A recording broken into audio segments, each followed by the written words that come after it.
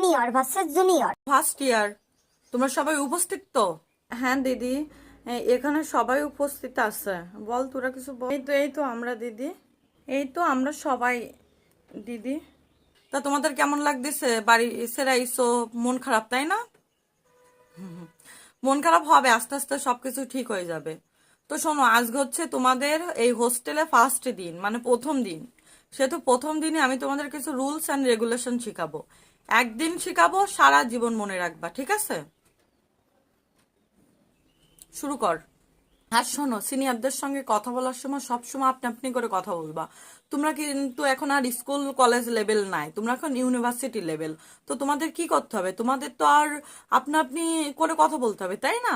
তোমরা তো এখন আর স্কুল কলেজে পড়ো না, তোমরা এখন ইউনিভার্সিটির লেভেলে পড়ো।